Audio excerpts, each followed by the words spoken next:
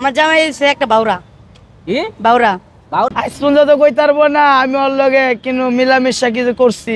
ওর স্বামীর গল্লি মারি আমি, ও যদি ঠিক থাকে আমি ঠিক থাকলে স্বামী দিয়ে গিয়েব।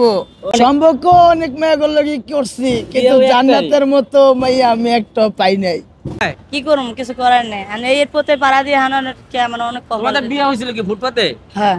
এই যে মাইয়াটা, কে কে? এই যে এই যে এই যে এটা, এদিকে আসো, এদিকে আসো, এদিকে আসো, এই সাইডে আসো, এই সাইডে আসো। এখানে আসো। এই কে, এটা কে? এই যে মাইয়াটা, হ্যাঁ ওরা আমি ছোটবেলাতে বোন হিসাবে জানি। হ্যাঁ। আজ পর্যন্ত কই তারবো না আমি ওর লগে কিন্তু মিলামিশা কিছু করছি, কোনো খারাপ কিন্তু খারাপ কিছু করি নাই। কিন্তু দর্শকেরা আপনারা ভাববেন না ওই কিন্তু আমার বউ।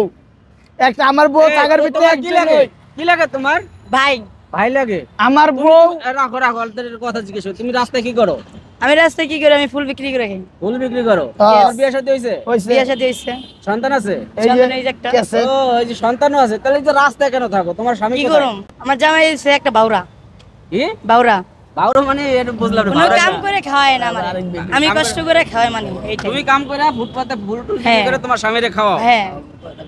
তাহলে এইভাবে কি জীবন যায়? কি করুম, কিছু করার নাই। আমি এর পথে পাড়া দিয়ে হানানোর কে আমার অনেক কষ্ট। তোমাদের বিয়ে হয়েছিল কি ফুটপাতে? হ্যাঁ। ফুটপাতে কিভাবে তোমাদের বিয়েটা হলো? কিভাবে ঘটনাটা শুনো? প্রেম কইরা। প্রথম আমি ওর লগে প্রেম করতাম। হ্যাঁ প্রথম আমি করতাম। হ্যাঁ। ও ইয়াতে থাকতে, এই যে না পান্থপথ না ইয়াতে সায়েন্স ল্যাব মোড়ে।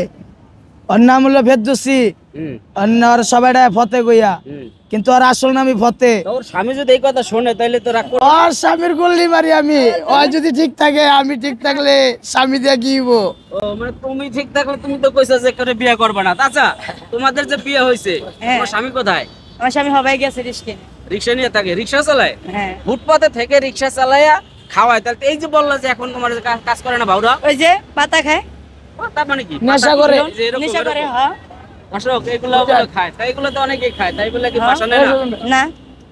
তাহলে এখন এই যে ওই যে বললো যে তোমার যে সাবেক প্রেমিক, এটা কি হ্যাঁ। সত্য? ইয়েস। কতটুকু ভালোবাসতা? অনেক। অনেক ভালোবাসতা। তাহলে বেশি ওকে তো। ওকে ছেড়ে যে আবার বিয়ে বসলা? ওই যে আমার দোকানে সেল লেগা। ও আচ্ছা, ও ধোকা দেওয়ার কারণে আরেকজন বাউরাকে বিয়ে করছে। তো দর্শক যাই হোক, মাসুমের কিন্তু জীবন কিন্তু খুবই খুবই বিচিত্র। ও কিন্তু অনেক মেয়েদের সাথেই সম্পর্ক করতে সম্পর্ক অনেক মেয়েগুলো লগে করছি কিন্তু বিয়েও একটাই। জান্নাতের মতো মাইয়া আমি একটা পাই নাই। আরে জান্নাত, তুমি তোমার ওর মনে, ওর মনটার কারণে, ওর মনটা অনেক ভালো। জান্নাত তো ভাগ্যবতী, আর কথা ভালো। ভাগ্যবতী ছিল যে তোমাকে বিয়ে করতে পারছে।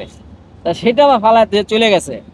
ওই যে নামটা দিছে জান্নাত, হ্যাঁ। এটা তো বেহেস, হুম, বেহেস্তের নাম দিছে না। হ্যাঁ, বেহেস কখনো অকরণ করতে পারে না। হুম। ওর নাম যদি জান্নাত থুইয়া আপনারা অন্য কোনো নাম ডাকেন তাহলে মানে ওর নাম জান্নাত দেওয়া মানে কি আমাদের আরো ভালো না? মানে ও একজনে একটা মানুষের মন ভাঙছে, মানে মাটির তৈরি আমরা মাটির মানুষ, অয় মাটির মানুষ। এক মাটিরে বাইঙ্গে আরেক মাটির এনে গেছে, তাইলে এক মাটিরে বাইঙ্গে আরেক মাটির ধারে গেছে, তাহলে ওর নাম জান্নাত কিভাবে হয়?